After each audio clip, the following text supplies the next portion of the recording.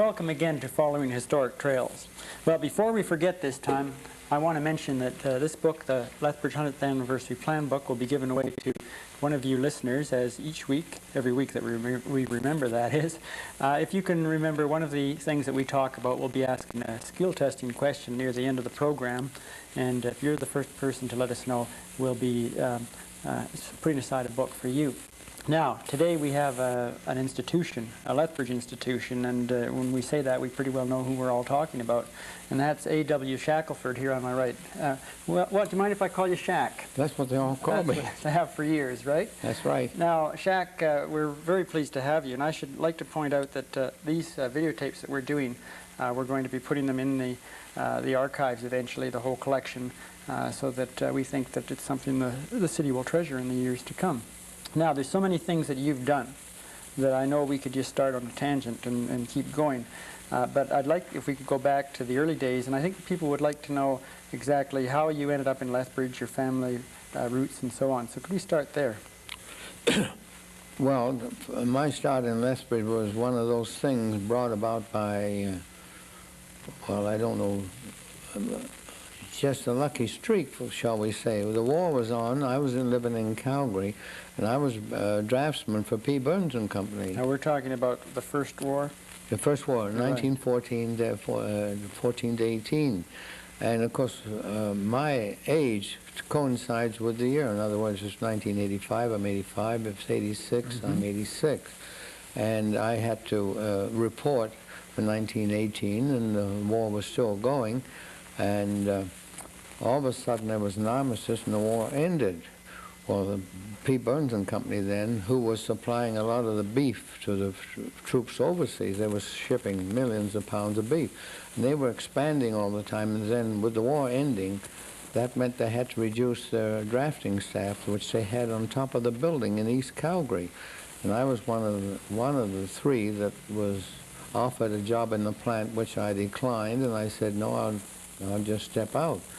And then with the war ending, that released me from any military duties. And of course now I have no job, and I was looking for some other activity. No one else was looking for draftsmen because building stopped, because we had quite a dull period after that. Well, almost a depression, you might say. Not business wasn't good.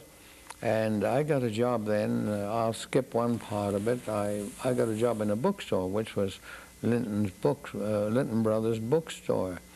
And from there I heard of a job in a film exchange, and I went to Specialty Film Import Limited, which is a film company releasing a lot of pictures, but a lot of good shorts. Harold Lloyd, and a lot of people remember Harold Lloyd with his horn-rimmed glasses, and Snub Pollard, that was another one, and all those funny comedies of years ago, when there was, bear in mind, they were silent. It was all done by pantomime. And anyway, I got that job in that exchange, and then a couple of gentlemen said they'd heard about me, and they wanted to know if I'd come to Lethbridge and run a theater. And that theater at that time was the Phoenix Theater. It was previously the Starland, originally the Starland Theater, and became the Phoenix Theater, then the King's Theater. The King's Theater was to be my theater, which I was to run. This is the one just a little north of Alexander Hotel. Yes, I was going to say that. I was sandwiched between the Alexander Hotel and the Empress Theater, and it still stands. The King's Theater still stands, but it's a restaurant there. The restaurant is there. You can go in there, and I can identify it myself by the pilasters. The pilasters are the part of the building that supports the beams from the theater. And that's where I started. It was I was only 21 when I came here, and that was in 1921. Could I ask you who those people were that invited you to come to town? Do you remember the names? Well, they were two government liquor inspectors, believe it or not. That was a strange thing. We had prohibition, and their job was to make sure there was no bootlegging going on in the province. They had a district they had to cover. And because they purchased this King's Theater, that is the lease of it, they knew nothing about the business. And from them I understood that the party ahead of me that was trying to manage it was very unsatisfactory. And of course, I had never actually run a theater. I'd been an usher in the theater prior to my days of being an architect. I went to school. I went to the Regent Theater at nights as an usher because I wanted to make money to put myself through to get a higher education. And those days prior to say from 1914 to 1918, I would be getting maybe 40 cents an hour. I'd make $5 a week. But that $5 I was accumulating to putting it in the bank, and I didn't accumulate very much, but enough to put me through the education that my dad wanted me. He wanted me to be an engineer.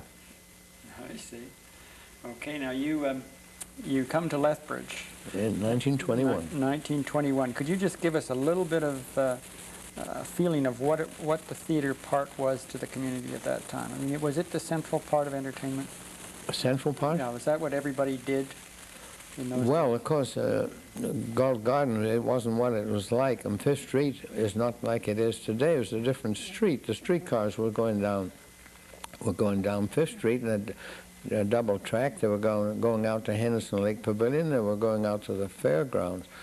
And business wasn't that good, and the admission prices, of course, were a lot lower than what they are today. And it was a big gamble because it was a silent movers, and the main industrial might, if Lethbridge had, was the miners. We used to look for the paydays. And that was the big thing when you were in the theater. We would wait for the miners' payday, and those were the days we did good business.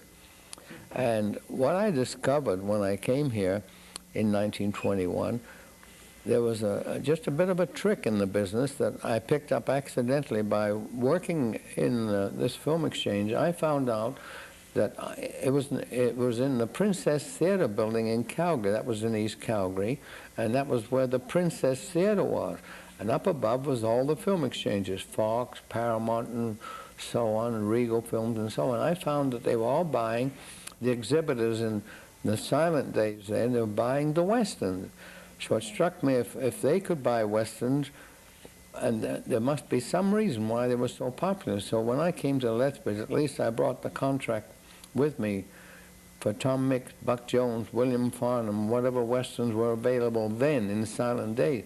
If I hadn't had those exclusively, I don't think I could have continued in business. I'd have been out of business. How many theaters were there at this time? Well, there was the Empress Theater, the Colonial Theater, and my Little King's Theater, and the Majestic Theater, which was torn down. Mm-hmm. But it had a fire. It became the Purity Dairy, if you remember. Sure. Now you say your little King's Theater. Now obviously it was one of the smaller theaters in It town. was the smallest, about 250 seats, veneer-backed wooden seats, and it was steam heated. Strange to say. Oh yeah. Radiators were visible in the theater. You could see them. If you go over there today, can you see any of this part left? Is there anything left that reminds you of the theater if you were to go into that building today? Oh yes. You see, the building was made of brick, and then there's indentations there on each side. You can see that's what supports the beams over the top. And I look up at the ceiling and I can say, that's kind of nice, isn't it? This used to be mine. Now, okay, you've got your one theater, and obviously you went to two. What did you do next? Well, things down in the Colonial Theater, there was a manager there, impossible. I don't know whether, I never did find out whether he owned the theater. In fact, and when I did get to the bottom of his depth and his ability, I found out that the building was owned by an insurance company in Toronto, and the man was Len Brown. It was called the Colonial Theater. And maybe we could just help the audience identify that is later the Capitol, isn't it? Isn't that the same spot? No, we renamed it then. We secured the lease. Mr. Brown went out of business, and the lease was available. And when I mentioned these two liquor inspectors, they were involved with Mr. Mark Rogers, who was under what is now Eaton's, which is a block there, and they were making liquor there. And apparently they were permitted to do it, provided they didn't ship it, but they were bootlegging up the Crow's Nest Pass. There's no doubt about that. That was when the time of the great scandal. Piccarello and his lady friend they shot a mounted policeman, and they were both hanged for it. Yeah. But Mark Rogers was involved in that bootlegging, but that is, say, he was supplying. They made good whiskey in the basement down there. I know because I tasted it, so I know it was all right. And he got a hold of the lease of this, was then the Colonial Theater, and he asked me to run that one too. So I had the King's and I had the Colonial, right? Mm-hmm. Okay. And he wanted me to stay in Lethbridge and run both of them, because in the meantime I had got married in 1922, and he unfortunately met an untimely death. They found him dead in his house, and the Colonial and the King's was at the mercy of anyone. So I was the logical one, was offered the lease on it, in which I took the lease. But then I made arrangements with Mr. Hanson, who had the Empress Theater, which was to the north of the King's, to close the King's Theater, providing the two of us would pay the rent, because we didn't own it. We just had a lease on it. Now, why did we want to close it? Because business was very slow, and it would not support 3 theaters. Now, is this the Empress, then? Is this the one that becomes the Roxy? Or is that a different one again? Yes, the Empress became the Roxy. Yes, that finally, Mr. Hanson finally went out of business, and the city seized the Empress Theater for taxes. And it was put up in court, in the old courthouse on the corner of 6th Street and 4th Avenue. It became a bailiff sale, and we bid on it. We bid $22,000 on it and got it. What year would that be? Oh, that was quite some time after we started in the Colonial, because the Colonial was renamed by me Palace, to the Palace Theater. We tried to do everything to stimulate business. And I can't remember the year we took over this Empress Theater, but Mr. Hanson, he just couldn't continue. He just made an assignment, went broke. That's all there was to it. So that became available to us. And I said $22,000. It looks like a bargain, but we had to spend $40,000 in renovations inside. It was in such bad shape. Mm-hmm. The names of these theaters always fascinates me. Where did you pick up some of these names? Were they just common names of the day? King's was already, somebody named the King's. Mm-hmm. Now the Colonial, that was the name of the theater when I came here, and the reason I renamed it the Palace, I brought a great big vertical sign from Calgary called the Palace Theater. They were going to change the sign. They shipped it here in 2 sections.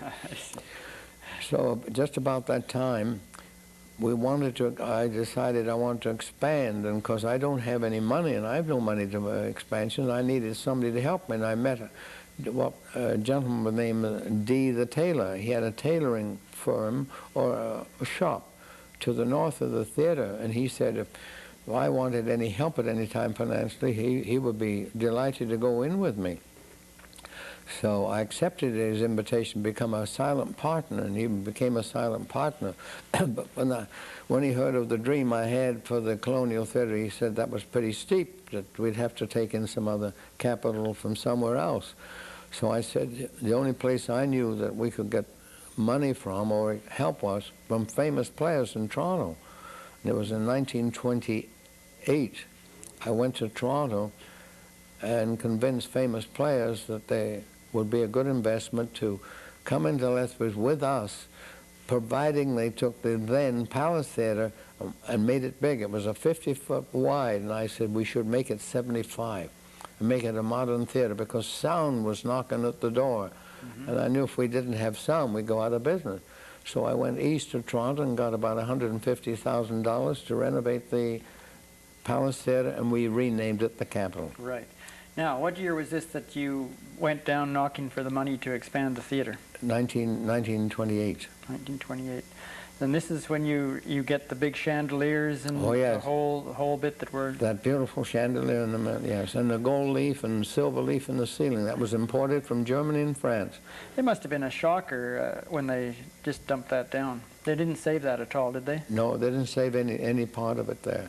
Yeah. And around each side of the walls, we had the coat of arms of every province. Mm-hmm. Mm-hmm.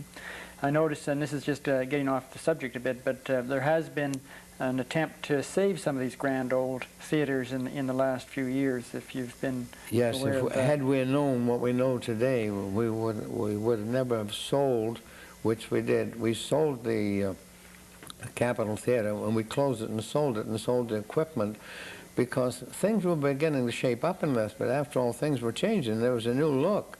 There was a mall going to be built on the highway out Mayor McGrath, eh?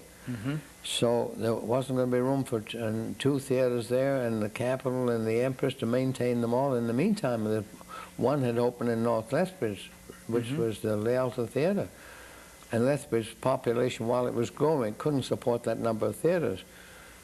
Did the people in say, the 1920s, how many people would you get to a theater at night, on a weeknight? Well, the show business those days was entirely different. Today, it's with no matinees, or occasional matinees, only on holidays and special occasions. Or now the people come, they either come at 7, 7:15, 7:30, or 9, or 9:30, whichever the time schedule is advertised. Those days, we ran continuous. We opened at 1:30, started at 2:15. We ran till 11:30 at night. And this was even on weekdays, was it? Or Every day of the week.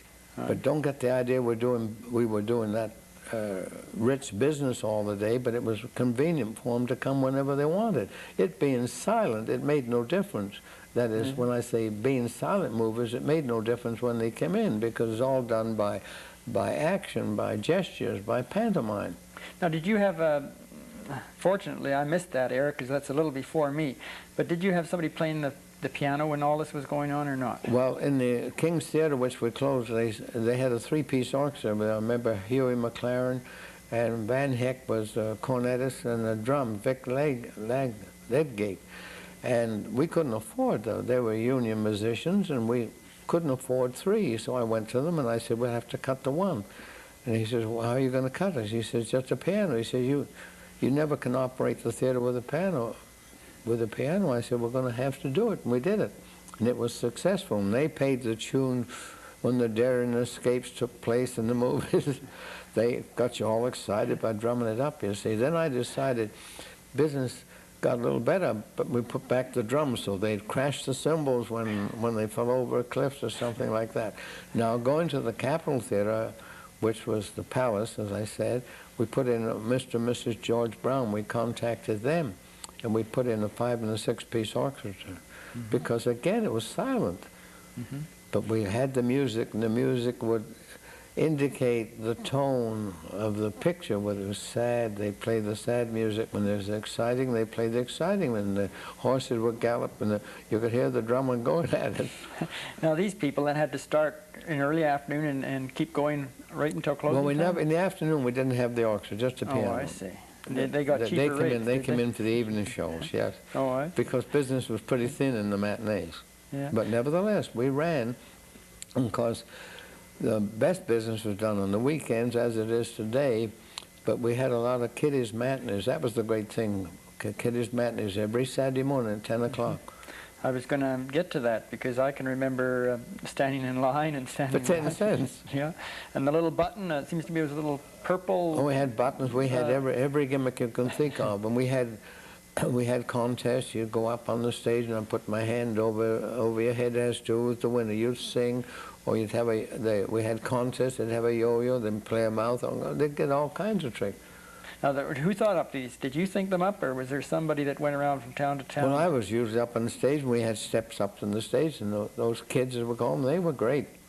I remember the little shorts that were sort of a continuing series. Those were the trailers, what they call the trailers. Those were trailers. Now,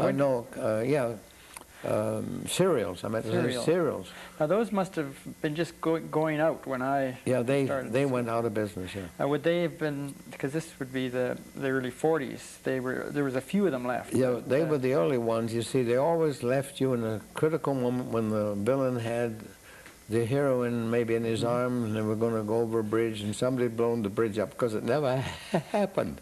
That's right. And that's where it stopped. Continued next week. You come next week, somebody saved the heroine. Yeah.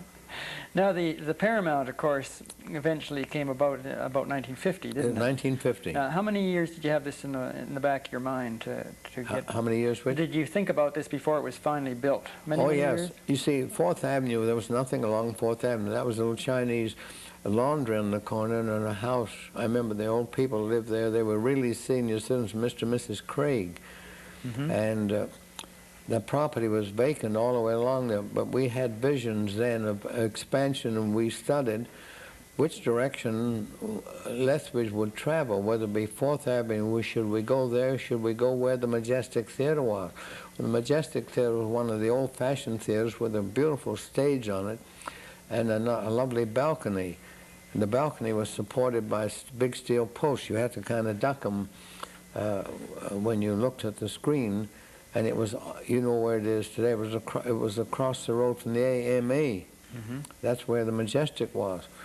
Well, we decided the business wasn't going that way, it was going south, it was going to go east. And we started to buy land where the Paramount Theaters today were buying 1 lot or 2 lots at a time, till we finally accumulated 10.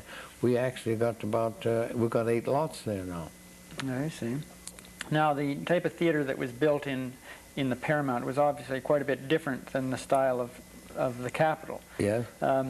What changes had you envisaged were happening that you changed? For example, the stage went, didn't it? You didn't have the same style stage in No, it. we just had a stage capable of putting a screen on there. And although we've had many stage attractions on there, we never had what you call a flag gallery. A flag gallery is where you can pull this curtain goes up, and your curtains go up and down with backgrounds, and you could change with borders and border lights. Right. Because the stage shows were going out of business, not because they were no good. Television was coming in. You could see on television which used to be on stages, and the travel costs on the CPR and the scenery they had to haul made it prohibitive that admission prices would have to be so high as what we thought was high then, $2 or $3 or $4 for stage shows.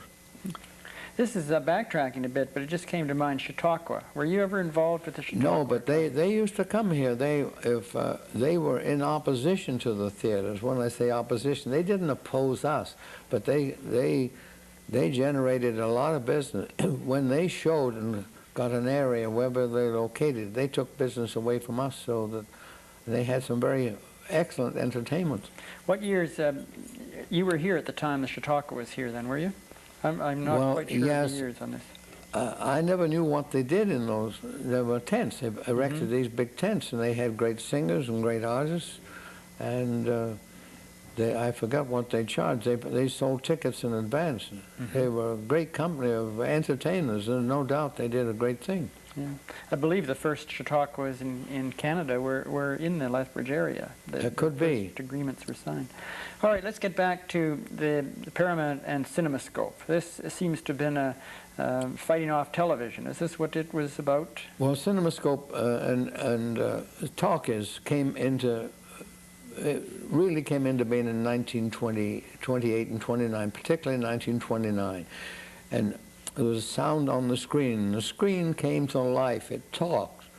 Every action. If the water was dropping off the roof, you could hear the droppings of the water on the ground and the voices. And movie actors and movie actresses, you were surprised to hear the different kind of voices they had. Some couldn't adapt themselves at first. They weren't suitable for the talkie movies. That must have been kind of interesting, listening to these voices that you've seen their faces for a long time. Oh yes, there's quite a lot, quite a lot of difference, you see. And those days we used to do it with a record.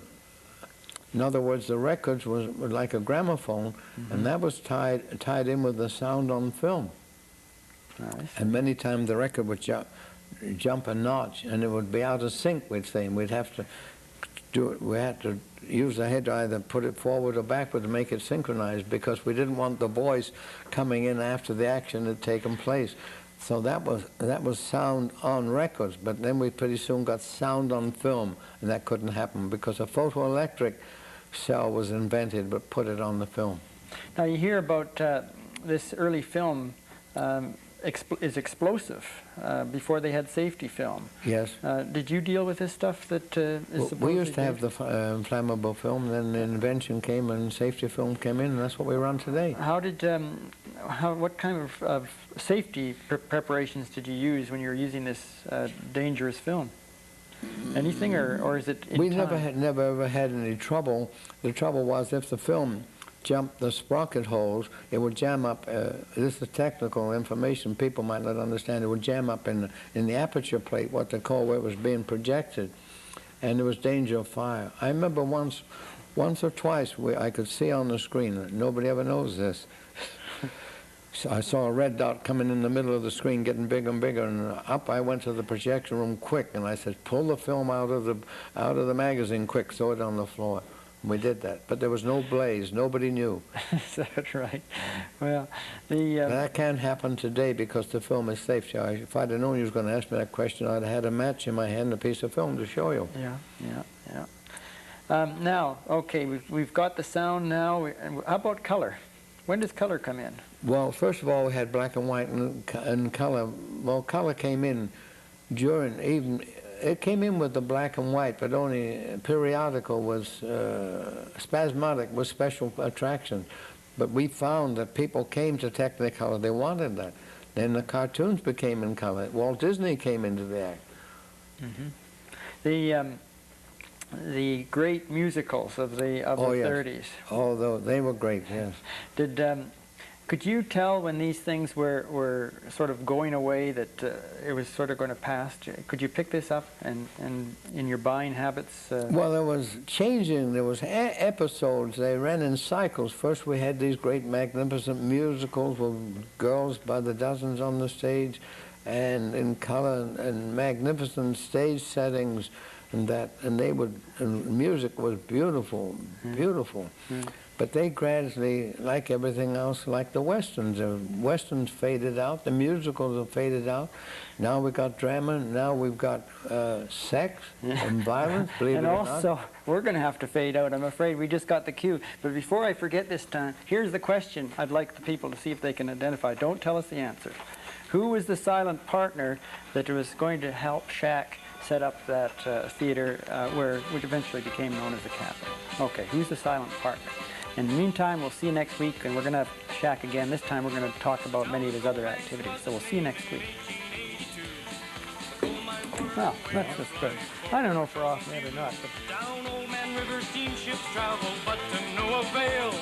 The coal was shipped to other towns by the CP rail.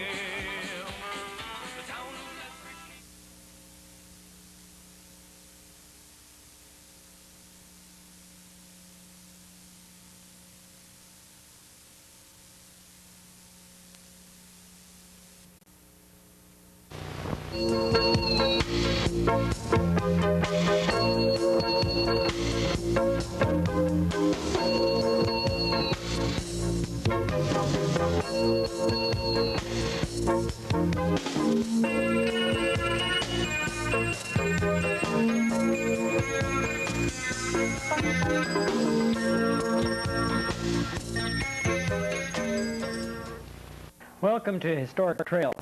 Well, last week we had as our guest the pioneer king of the Centennial of Lethbridge, Ernie Riesler, and we were so busy talking, having such a great time talking about all the different things that had happened in Lethbridge, that we, A, forgot to show you some pictures, or we didn't have time, and B, we did forget to give away our 100th anniversary plan book that we usually try to give away each week. So what I'm going to do is ask you a question based on last week's program and hope that somebody remembers it. Here it is. What year did our pioneer king, Ernie Riesler, come to Lethbridge? And I'll give you a clue, and the clue is he didn't wear his onions and garlic.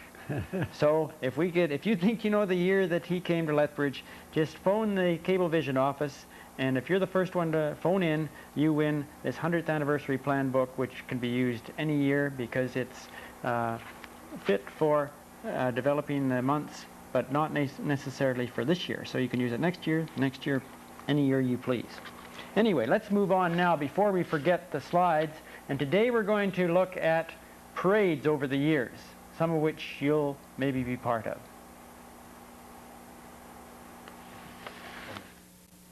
Well, Ernie, there's nothing like a parade, and this is some slides that we brought out of our collection.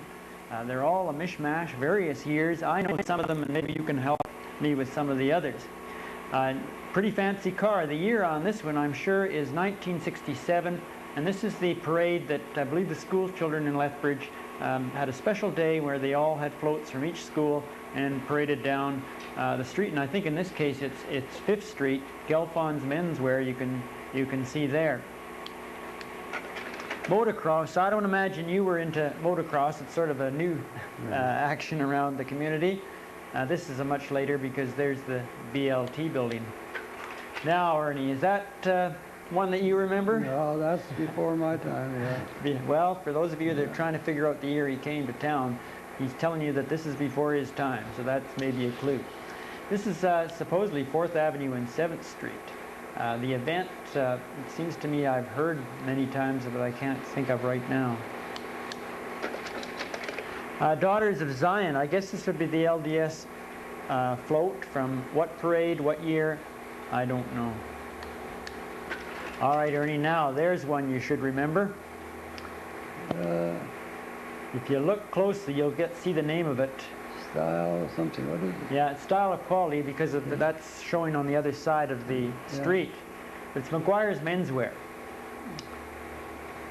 And it looks to me like that's Galt Gardens, but it may be... Yes, maybe Gardens in behind there, looks like, yeah. This is my niece, Margie Gray, and that's why she's in here, the one on the left. She'll be really glad we showed this one, I'm sure. The old Lethbridge Laundry. Oh, I remember the old Lethbridge Laundry building, yeah. Yeah, right on the edge of the hill. This is where you go down to the Indian Valley Park there. Yeah, well, it's hard to know what year that is, of course. Ah, some more horses a little later. Hey, those are nice horses. Historic picture, though. Now it's an old historic picture. Notice the old 9th Street Bridge down the center there. Oh, yeah, you can see it away in the distance there, yeah. That's gone. Yeah. Interestingly enough, as you look through these old pictures, it's the background that maybe is more interesting than even what's in them. Christy Grant, oh, I remember that story. Oh, that's on 5th Street, isn't it? Yeah. McGuire's Menswear. Yeah. Same place today. And you have your Bairds, and then your Cranston, Wilkes and Cranston, as it's called then. I was noting a little while ago that now they take the cars off the parade route, I believe, and the people have to hang out right on the curb. In those days, it would appear that they crowded onto the edge of the cars, and of course, it meant you had a much more narrow track for the parade. Now this is a great one. As we mentioned earlier, you know you're getting old when you start to look at the buildings instead of the people that are on the floats, especially in a case like this. This again is your parade from the 1967 Schoolboys and Girls Parade for the centennial. And one of the schools obviously had the job of representing Manitoba. I think each school was given a different province to develop a float for. It was quite a neat project, I thought. CP Rail, 75th anniversary. Probably some of the audience could tell us what year that float was in. And the kids, remember, they always sort of one of the last parts of the parade in the early days seemed to be the kids from the playgrounds and so on. Well, we had trouble with this one. Oh, that's the one I thought was Lethbridge, but it's not. Yeah, we were trying to identify which street this is. So we could see the post office, but nothing else seemed to match.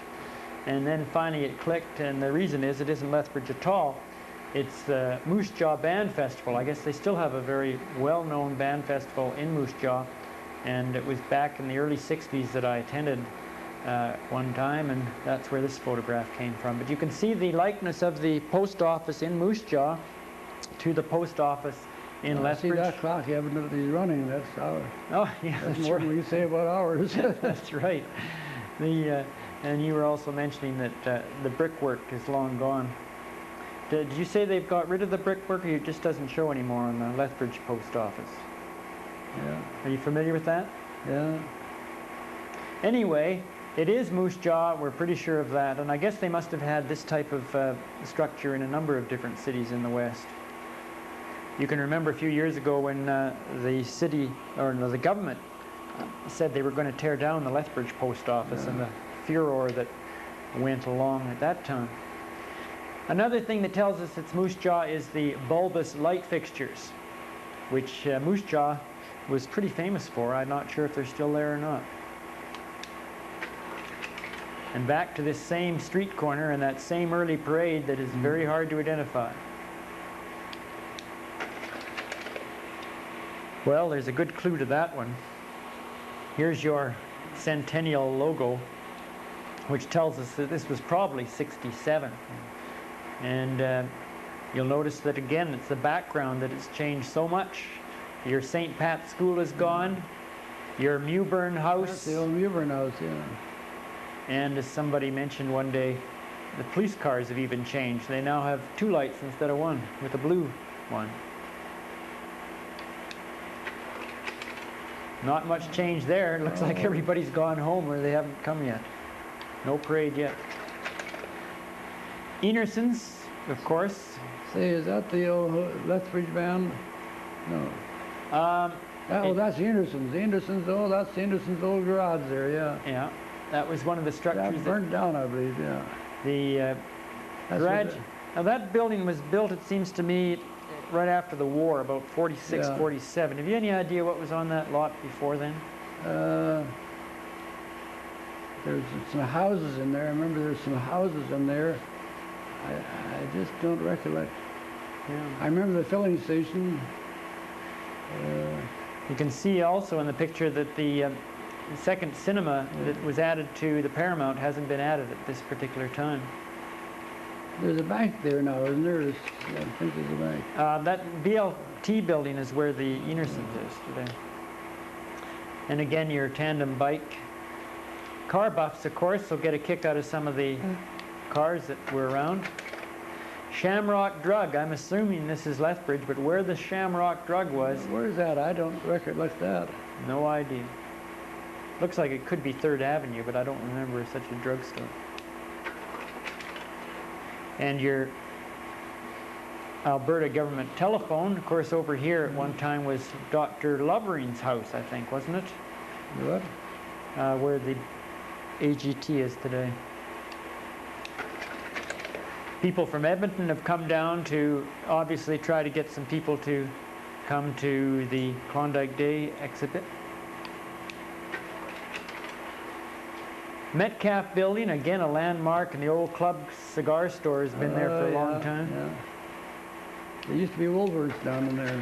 That's right. The 5-10 cent stores were along there, weren't they? And again, the kids with their wagons and bikes all dressed up. This is another one that we were wondering about. I can't place that. It really doesn't look like it's Lethbridge to me. Somebody mentioned maybe the Crow's Nest Pass. Yes, you can see a hillside on the background here. Maybe the Crow's Nest Pass. All right, there's your Pemmican there's Club. the old Pemmican Club. Now, do you recognize anybody? It's pretty hard. We're have to go back to 1950, I think it says on the sign up here. And I don't imagine... Like old Bish Davis in the front there. I'm not... It's pretty hard to tell. You weren't in it then, were you? No, I wasn't in that picture. That's what I know of. Elsie might have been. There's Southminster Church in the background. What year was that? 1950. 1950. 50. Yeah. See, we were still flying the Union Jacks in those days, too. I recognize that, yeah. Yeah, Ellison's a great landmark in Lethbridge, and of course, Mr. Hozak and his band, which was really another landmark for many, many years. They had a good band, you know. Right? Royal LePage, I'm told it is now. Times have changed in the real estate business, too. Cranbrook Girls Band, I believe they were here this year again. They were quite a bugle band for a long time. and well recognized. I believe they won a prize this year, didn't they? Could be. Now, what this would be from the schools again. Oh, there, Obviously. you can see the Garden Hotel sign up there, so that must be corner of...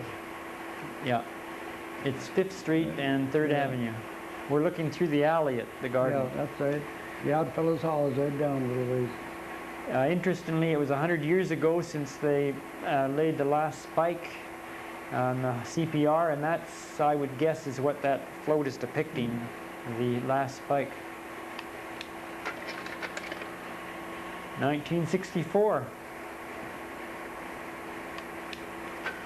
And we move now over to the professional building, and a reasonably old truck, I guess, by our standards today. It would appear to me that 1964 was this picture, since the Japanese garden float seems to have been taken from the same site. Now there's an old one, and that's before your time. That's way before my time.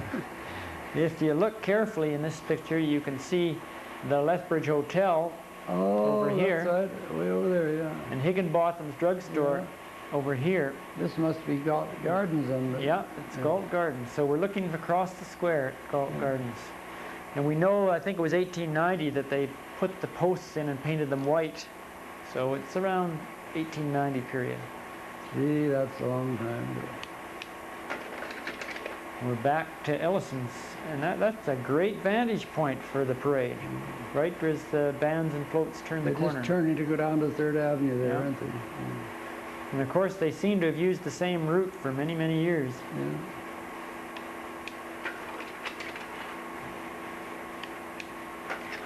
Now this is another vantage point, and again, we tend to look at the background, don't we? That's the Yates Center, isn't it? Well, the Yates Center isn't built yet, so it has to... I mean the Civic.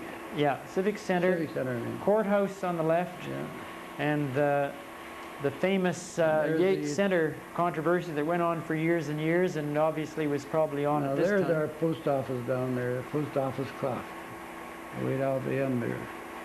I think this was the microwave tower behind the telephone company. Yeah, it sort of doesn't show up as much now as it used to. That is taken fairly recent, not too long. Well, that would be early 60s, which is not too recent when you come to think of it. This guys, they still haven't got past that block yet. Looks like First World War machinery here, does it not? Oh, yes. Well, I guess it could be Boer War. It might be the part of the Boer War. Yeah. My guess is that it would be during the period of the First World War, simply from the buildup of the homes. This looks like it may be Dr. Galbraith's home. Remember on 3rd Avenue? Yeah. Now we're coming into a new series, a bit mixed up, but that keeps us interested maybe. This is again Mr. Hozak's band, and the event is the Broder Chinook. Remember the Canadian champions in about 1959. Past Benny's, and you can see in the background here Jordan's studio, which was originally the rectory for the old Roman Catholic Church. And back to the Centennial Parade. Now there's a shot for you. What is it, you say? Well, it's a double exposure. It's one of those accidents you get at the end of your roll when you least expect it because you haven't been moving your film the proper way. Shows the truck selling souvenirs for the Chinooks on their arrival back to town, and obviously the lower picture is one of the great convertibles at the time. Notice the red ensign on the front of it, and with the players being driven in a parade through downtown Lethbridge. The Indian float, probably from Brockett or Standoff. There's your Chinook parade again. One of the basketball stars. Do you recognize him, Ernie? No. I'm afraid I don't. Who is it? I can remember the series, though. It was really, Lethbridge really got hyped up for quite a while, and bringing the broadcasts in from, I remember one of the Is that the Western Canada Hardware Building? That's right. Yeah. Of course, that's gone now, too, I guess. The building is there, but the hardware isn't. But the people really got excited about these basketball games for there was a short period of time in the late 50s. And again, your parade in Galt Gardens. Sports cars, weren't they the dandies? English. Classy, eh? And I think this is maybe Nick Alva's place. Oh, yes. He was the herbalist, wasn't yeah, he, Ron? herbalist. That's the guy, yeah. That's it. Boy, that's a long parade, going on and on forever. They must have had everybody in town there in 1890. And meanwhile, back at the CPR station, the Broder Chinooks are coming in 1959 with their wind, and their win as well. Here you have the players, the young fellows at that time, lined up giving a thank you speech, no doubt, and some of the city officials over here with fancy hats welcoming. Where's Mark there? Mark, Don. He's on that team, wasn't he? Could be. The only person I can recognize, I think, is Orville Brunel, who appears to that's Orville Brunel up there. be on the top trying to get the shot. And of course, his most famous shot was the one of Mayor Shackleford and with his 2 microphones. It was taken pretty much the same era at the Civic Center. And now we're getting to an end of that, I think. We're starting to get to the decorated bicycles.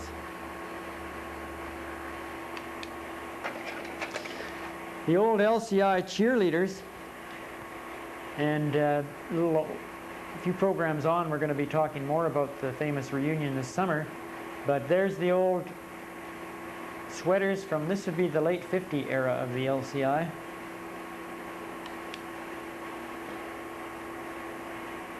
Oh, the bicycles are still coming.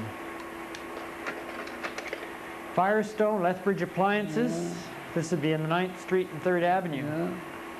There's a classy band coming. This is the Cardston. I'm not sure if they still have their fancy band or not, but it was really quite a top-rated band for many years. Stagecoach. Somebody got their head in the way of this one. Of course, lots of horses. There's a fellow well dressed riding 2 of them. Yeah.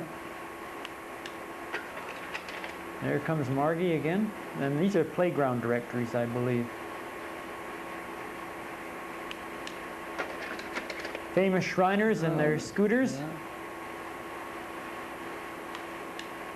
Notice this year they had 2 bands, a pep band and their traditional Mid-Eastern band. Czechoslovakian Canadian Club. This, I think, was a touring band from Germany that was here a few years ago. There's one of your Pemmican Club floats again. That's quite a book they've got out, isn't it? That's right. You have anything to do with that? No, not... I guess they've done fairly well in the sales. That Mountie, I've seen him around somewhere. That looks like one of these that our friend over at the Yates Center painted. There's the marching band again. Now this band concerts we used to hold here, band festivals they call it. That's right. And they used they get some good bands. They used to have the band festival, the same idea that Moose Jaw had. That's right, I'd forgotten about that. I think the Legion used to back that. I mean. That's right. This, I think, is the Tabor German band, which I haven't heard about in later years. I don't know if they're still operating or not. Very popular band in this area.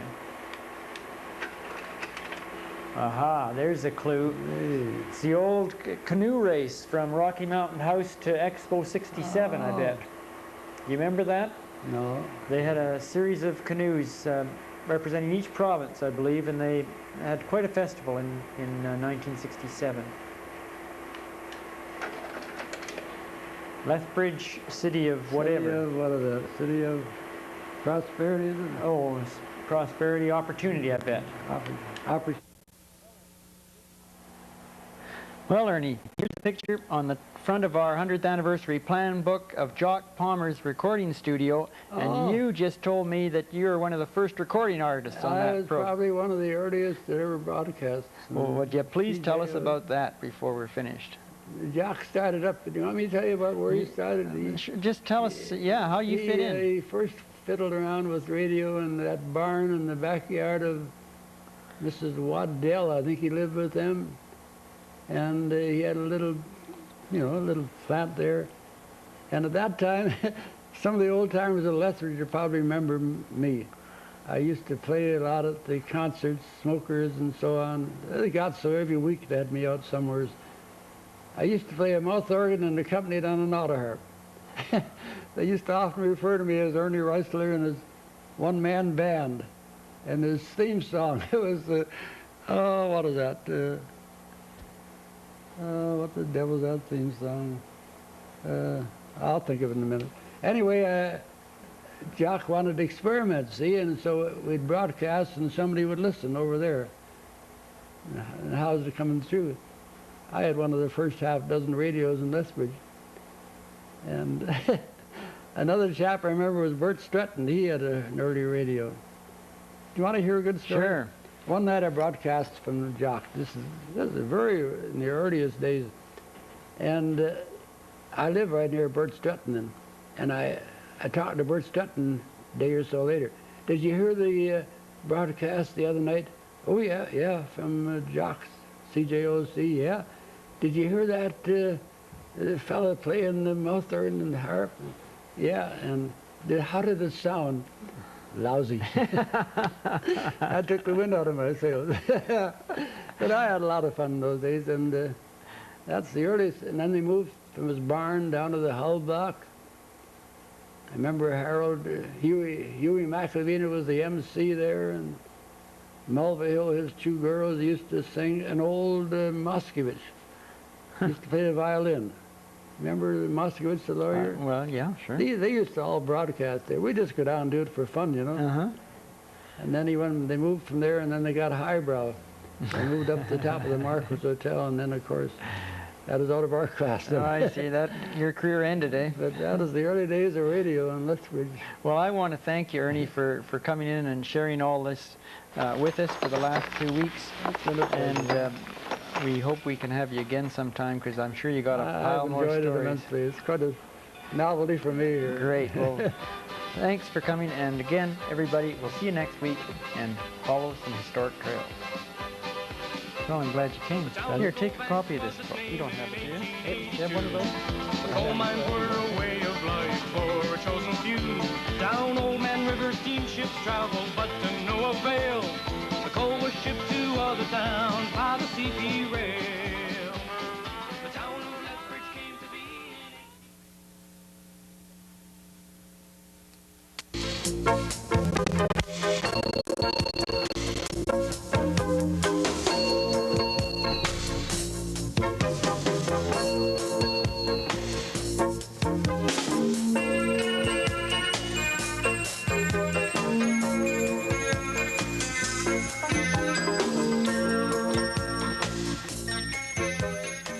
Welcome again to Following Historic Trails, and again our guest is Donna Coulter, historian extraordinaire, and this week photographer extraordinaire. And you'll notice that we have some cameras for her to utilize before the half an hour is over. But Donna, show us some of your works, because they're not going to believe it that you're such a great photographer, and they're not going to believe anything we say about these cameras until we've demonstrated some of your work. Oh, I see. Well, historically inclined again too, I had to bring up the fact that in our travels in history, we are very interested in old buildings, of course, and this is my forte right now. And I was interested in finding west of Granham, it's the Blair Ranch. I don't believe they originally were on it, but the Blairs own it now, so I was allowed to take pictures of that.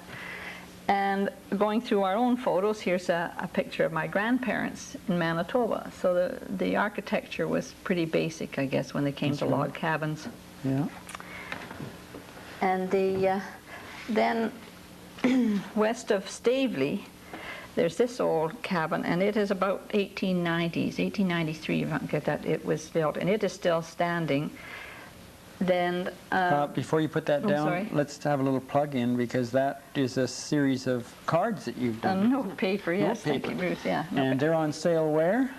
The Fort Museum and the Fort Pharmacy, and they have been in Woodward's and Lethbridge Lodge and Southern Stationers. And So people are going to say, I've seen that before. That's where they've seen it. That's now, right. in this series, you've done some other pictures as well, have you not? I did some postcards, and that's of the Buffalo Jump. The Buffalo Jump, which is, of course, a World Heritage Site now. Alberta Coulter did finance the building of a buffalo diorama in the Fort Museum in Fort Macleod. And I have taken a picture of a portion of it. And by the way, it's a local artist that did the sculpting for this, Shane Tolman. Mm-hmm. And I took a picture of a portion of the Buffalo Jump diorama.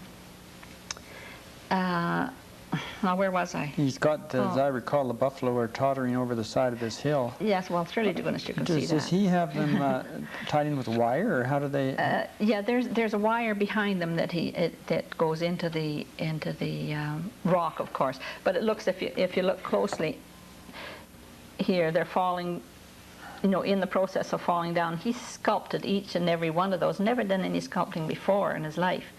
But he was very artistically inclined, and through Alberta Coulter he was given the opportunity of practicing. He was commissioned to build this diorama, and he's got it so very realistic. They have the Indians that are ready to kill them down here. There are Indians up farther that are supposedly chasing them over the cliff. And he has places where the bones have been broken. It's very realistically done. We should remind our readers. I've heard our readers or watchers. I've heard stories that there are still tourists going to the Buffalo Jump, expecting to see the buffalo still falling off the side. Wasn't that funny? There were tourists that came. Then they asked at the fort, I believe it was, and they wanted to know what time the buffalo came over the jump.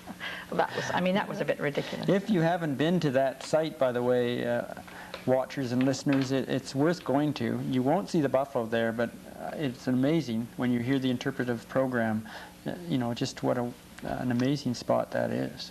It's most of us have just accepted it as a buffalo jump, and it's a cliff, and it wasn't really much to it unless you knew the history of it. But they have an excellent presentation that they, when they take you on this, it's about a half a mile, I guess, altogether, on the tour, and they tell you the scientific method that the Indians used for killing the buffalo, and how they had to gradually hedge them toward the Buffalo Jump. And right now they're still building on the interpretive center. It's coming along really quite nicely, and they're building it right into the cliff so that it can be covered up and they won't spoil the environment. The only thing that's going to be the parking lot is going to have to spoil the environment a little bit. Otherwise it's going to be fantastic. Now, you've also been involved in pictures of flowers, have you not? Done quite a bit of pictures of flowers? Oh yes, well that was from the experimental station principally, when my husband is working now, and through Alex Johnson, he helped me and some of the other fellows at the experimental research station. I became interested in botany, and I began taking pictures of the plants as they in their newly sprouting and and so on, the flowers and the Well, we better get on with our Yeah. photographic collection. You can see this table gets a lot of different. Last week it had stuff from garbage pits. This week it's got cameras. Now this is a collection that I have accumulated over the years. Some of them originally came from Terry Bland. You may remember that when he moved out of his studio into this studio, I guess it was. And I think this camera here, which goes back to the 1890s. I shouldn't say too much about it. He may want it back, but it's quite an interesting camera, I think. Isn't that interesting where the viewfinder is down on this part And here? it flips over, too, for so you pity's can do sake, it either way like that.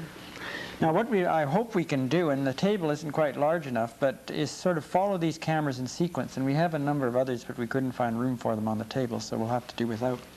But I guess we should maybe go back to the original Postcard size. I'm sure our listeners are familiar with, in the old days, almost every photograph you saw had a postcard printed on the back, and they were used through the mail. And this would be the type of camera that they would have used for that, I guess. Yes, I think so. And also this folding one. Right. There are larger ones than that, too. Now, the advantage, and you can interrupt me because you know more about the processing than I do, but I assume that there's a certain advantage in having the negative the same size as the picture is going to be, isn't it? Definitely, yes, for reproduction. Those people that have seen the old pictures of Lethbridge, some of the detail, and we've talked about that on earlier programs in this series. Far superior to nowadays, unless you have an extremely expensive camera. That's right. Now, here's some other box cameras. That one? Yeah, this is the one, actually, this is I wanted to tell you about. This is the one I started out on. And I don't know why Mother and Dad let me use it. You know, when you think of it, this is must have been a pretty precious item. And they allowed me to use this for my own little hobby. And this is how I remember that you took time exposures. You pulled that little thing up, and that held the lens open. And you remember how, maybe you don't remember, how they used to have the subject you were going to take a time exposure inside. You have to tell, okay, now you had to stay still for 13 seconds. And so they would all be kind of glassy-eyed, but it's just amazing, the pictures that I got from this, and look at them now, and they're as clear as anything, from the one in the front desk to the one in the back. I was class photographer in grade 11 or something like that. In 1953, you were using a camera yes. like this. Thank you. So these are all box cameras, I assume. Here's one that is not Kodak. Yeah, it's something, a red box. It's from Germany. I don't know, you probably tell me, is Kodak the Cadillac of cameras, or in this field, low-price cameras? Because it seems to me in this collection, They've been around. you can spot a camera that isn't a Kodak in many cases because it seems cheap. Now, maybe I'm just... Well, some of the European ones, I think, are perhaps as equal as far as the bodies are concerned. I'm no authority on this either, it's just from observation. Yeah. Now, we're talking about the everyday mass camera. Oh, of yes. course, once you get into the fancy brands, Bronica, which we'll look at in a few minutes, then it's another story. Now, before we get into the twin lenses, let's work up. Okay. I think, and you can tell me if my order is incorrect here. I wouldn't know. But wouldn't it not be logical to think that maybe this was the next stage in our collection? I would say so. And we have a number of these, some in very fine shape. Now, I would guess 1920s that we're into now.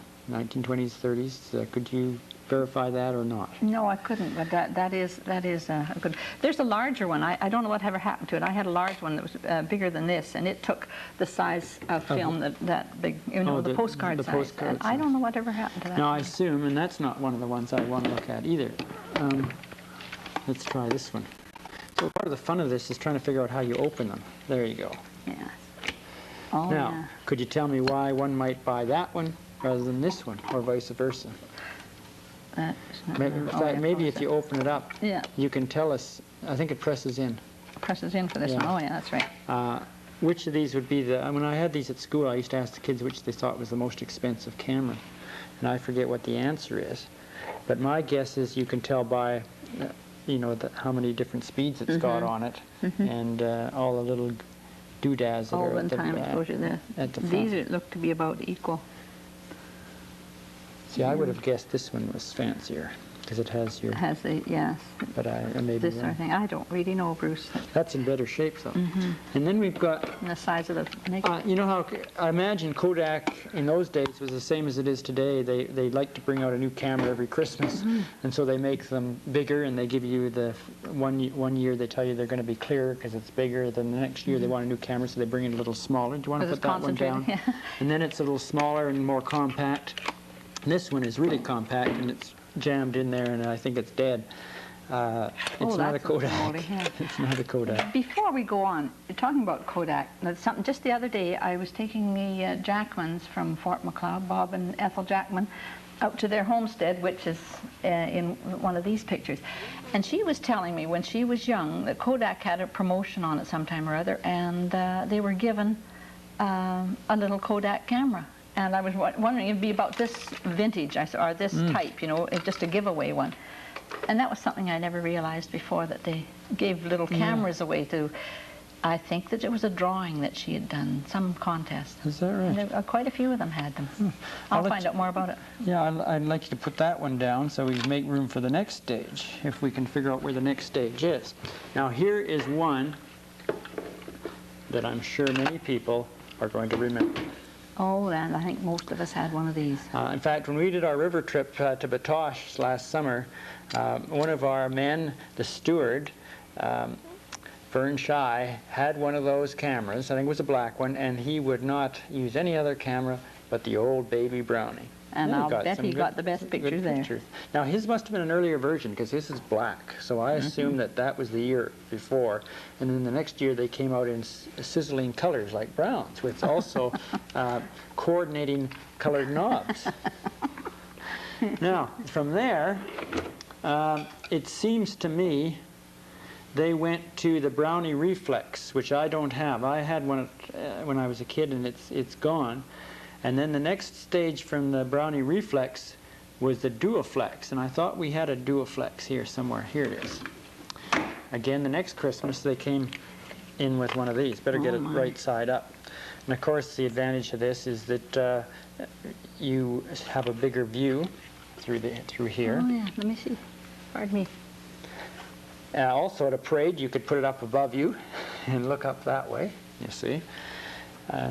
Personally, I've always liked the eye level ones better, but that was the next stage that came along. And then a year or two after that, do you recognize this one? The Hawkeye. The Hawkeye, oh my, isn't And I that? think there's a lot of Hawkeyes still around too. And they that still is- take good pictures. Yeah. This is probably the same vintage. I think we have two of them. Yeah. No, same year. You're going to sell these? Well, I'm sure. I'll sell the whole collection for $3,000. Oh Anybody? boy. It's got a broken case. That's one thing about buying Don't say second-hand that if we're cameras. selling it.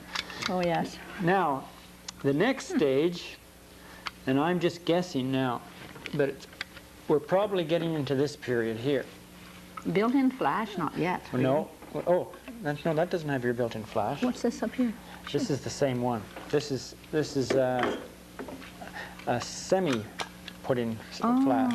But you see, we've skipped a few, because you can also tell the age of the cameras by the size of the flashes. And this one, I think, is the flash that went with the Hawkeye. I think you're right. And as the flashes get smaller, you know we're getting more modern.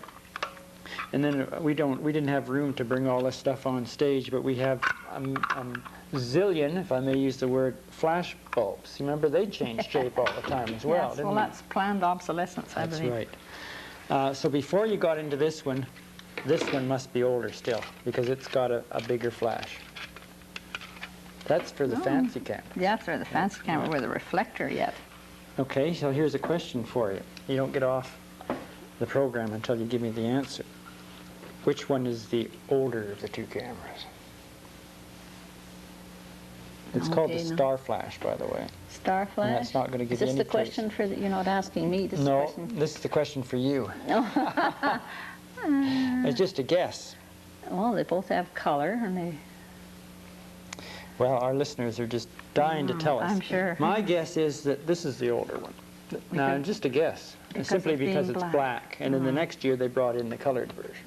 But That could be it. if somebody knows differently, It probably brought tell out us. both at the same time, and one was a little more expensive. 'cause That's it had another way it could have been, right? So those came before this one, Fiesta. I don't remember the Fiesta very much. Now, we're starting to get into the fancy cameras, and I'm going to keep my mouth shut, and I'm going to let you tell us, because of the fact that you know more about that than I do. But before we do that, this looks like a poor man's version of the Duoflex.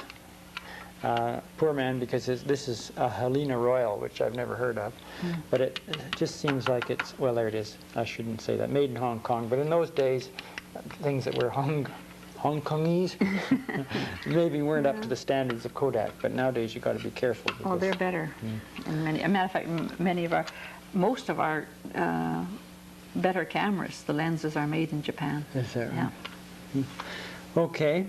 Now, tell us about some of these better cameras. Well, immediately my eye went to the Bronica. Okay, let's start there. This is one of the elite cameras of the, I think, I would say it's a good rival for Hasselblad, and everybody figures if they have a Hasselblad, they've got the world. And okay, what's so good about it? It looks like I'm going to have a hard time putting it in my pocket. well, you don't put it in your pocket at all, one thing. And it's a slow camera. You can't just out and run a snap like you can with the cameras nowadays, the 35 millimeters. This is, it's what I mean by slow is that you take your time and you get an excellent picture. And the lenses are superb. They take a very sharp picture with really good contrast. I'm really, you know, Bruce, I'm not an expert at this at all, but I have looked around a lot of them, and, and I would, they're not quite as expensive, I don't believe, as a Hasselblad, but it's the same quality, the same. Do they have through the lens reading at all on them? Or do you have to have a light meter? No, you can get a prism that fits on top here that you can, nowadays you can have a through the lens reading. I see. And you don't just have to. Why are they so expensive? Because aren't they around $3,000 or something? Yeah, well, they're almost indestructible. This is why I want to try this, but there's been better people than myself probably looked at it.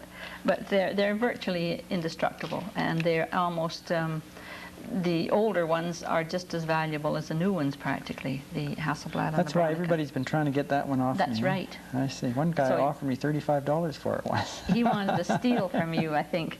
But then, of course, you'd have to buy the prism alone would maybe be worth $500 or $600. You see, to put on top. So it maybe he felt that.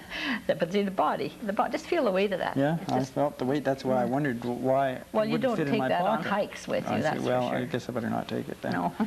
I don't think I'd be able to pull it up the hill. There's one distinct advantage too about them is open this.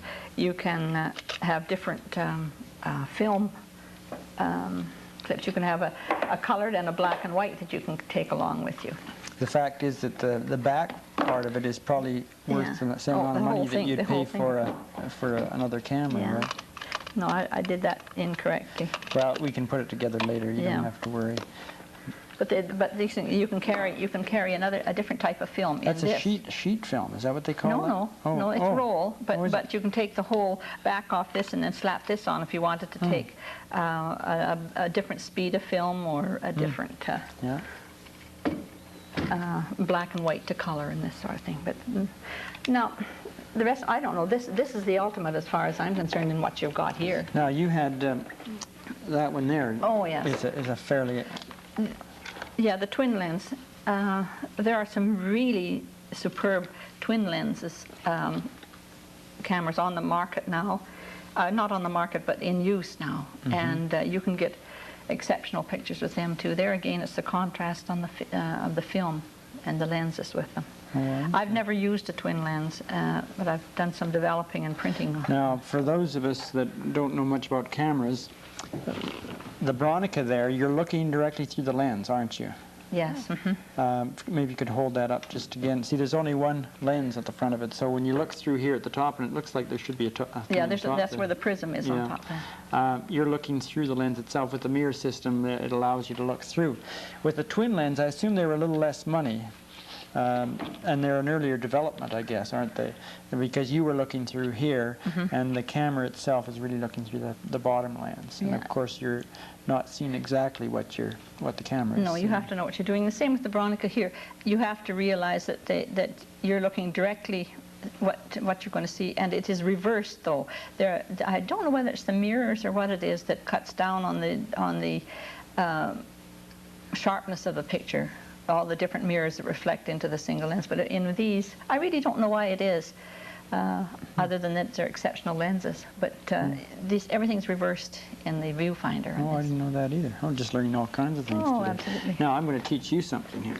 Here is the worst camera I've ever had in my life. No brand names, please. And I could tell you who sold it to me, but I better not say that. But I think I paid $18 for it. And which seemed like a real good price for a camera. It was a 35 millimeter camera, and I thought you don't need. No, this was in the late 60s, early 70s. There's the $18 right there, and it's almost in mint condition because of the fact that it's only had 1.5 films through it. Oh my land. There aren't many cameras like that. And this camera, a Cosmic 35, came from the USSR. It was a Russian camera, and it was, I think it was in Russian. There was something about the way you set it up, and I've been trying to forget about it as much as possible. But there was something, the way you set it up, it was all in meters, and of course nobody knew meters at that time, was one thing. And I could never get it to work at all. And after the first film, just before I was through the first film, the camera fell apart.